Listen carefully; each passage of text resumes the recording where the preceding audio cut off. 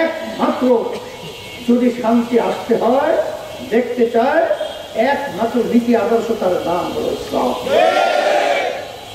ইতিহাস আমি অত বেশি লম্বা আলোচনা না করে আপনাদেরকে পরীক্ষামূলক বলছি। যখন যে দেশের মধ্যে ইসলামী নীতি আদর্শ বাস্তবায়ন ছিল, তখন বিজেপিরা পর্যন্ত তাদের দেশ ছেড়ে তারা শান্তির লক্ষ্যে দুনিয়াতে সেই দেশে এসে বসবাস করেছে। এটাই হলো বাস্তবতা। এখন অনেকে মুসলমান ইসলামের নাম শুনলে ভয় পায়। এরা বাস্তবতা হলো এই যে কেউ যদি চুন খেয়ে মুখ পুড়ে যায়, তাকে যদি সামনে দধি নিয়ে আসা হয়, দধির রঙ তো সাদা, চুনের রঙ তো সাদা। একবার যদি চুন খাওয়ার পরে মুখ পোড়ার পরে যদি একটা সে ভয় পেয়ে যায়, আসলে যদি কি মুখ পোড়া না শরীরের কল্যাণ করা। ইসলাম শব্দের অর্থই শান্তি, এর ভিতরে অশান্তি কোথায়? আসলে বাস্তব হলো ইয়াহুদি, নাসারা, খ্রিস্টান, ইসলাম বিদ্বেষী চক্র ইসলামটাকে মিথ্যা প্রচারণার মাধ্যমে আজকে মুসলমানদের মধ্যে পর্যন্ত ইসলামের ব্যাপারে ভীতি দিয়েছে। শোনেন, একটা উদাহরণ দিচ্ছি, বেশি লম্বা কথা আমি বলবো না। যে চোরের হাত কাটার একটা নির্দেশ ইসলামে রয়েছে, কিন্তু সব চোরের হাত কাটার নির্দেশ কিন্তু ইসলামের মধ্যে নাই। চোর দুই প্রকার, অভাবী আর স্বভাবী। স্বভাবী চোর সব কিছু আছে, তারপরে চুরি করেছে, ইসলাম বলে তার হাত কেটে দাও।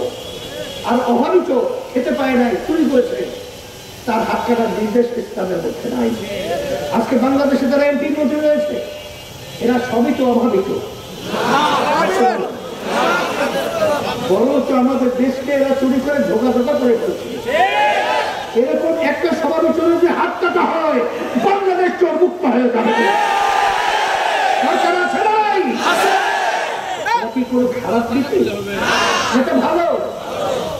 সেজন্য আমি বলছি, আজকে ফ্যাসিস্ট আওয়ামী সরকার আল্লাহর মাই আলমের মাহিস। অনেকে মনে করে ফেরাউনের ভূমিকা অবতীর্ণ হয়েছিল, তারা নাকি ক্ষমতা থেকে সরবেই না। হাসিনা পালায় না, কিন্তু ভাত পাট করে খেয়েও যেতে পারে না।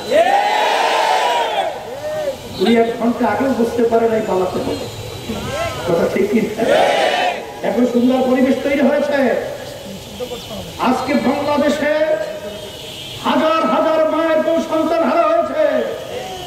আজকে মা কান্দে আর চিৎকার করে বলছে, কয়েকদিন পর্যন্ত আমার সন্তান আমাকে মা বলে ডাকছে না। এখনো মুখে সেই পারিবারিক শব্দ আমাদের কান থেকে সরে নাই। এখন আবু সাইদ হাত প্রসারিত করে বুকের ভিতরে কুড়ি নিয়ে বাকিতে ঢুকিয়ে পড়েছে। এই দেশের মধ্যে আবার আওয়ামী লীগ রাজনীতি করবে, তারা আবার নির্বাচনে অংশগ্রহণ করবে, হতে পারে না।